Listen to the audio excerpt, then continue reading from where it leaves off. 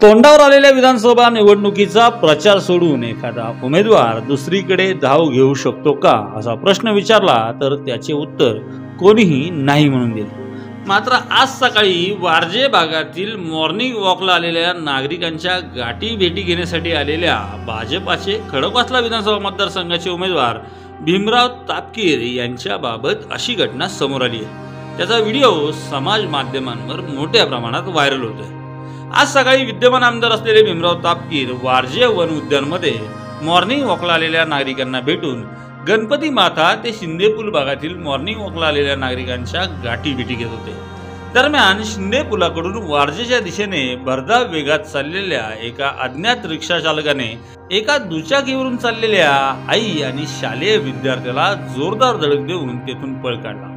यावेळी तापकीर यांनी क्षणाचाही विलंब न लावता कार्यकर्त्यांपासून अपघात झालेल्या ठिकाणाकडे धाव घेत स्वतःच्या हाताने त्या मुलाला उचलून घेत त्याला मदत केली।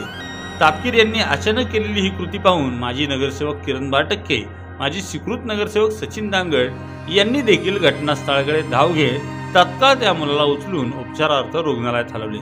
यावर तापकीर यांना विचारणा केली असता त्यांनी प्रचार नाही, सामान्य नागरिकांचा जीव महत्त्वाचा आहे, मी सामान्य माणसातला साधा माणूस आहे आणि साध्या माणसांच्या मदतीला जाणे हे मी माझे आद्य कर्तव्य मानतो असे सांगत चेकमेट टाइम्सच्या कॅमेऱ्यासमोर अधिक बोलण्याचं टाळलं।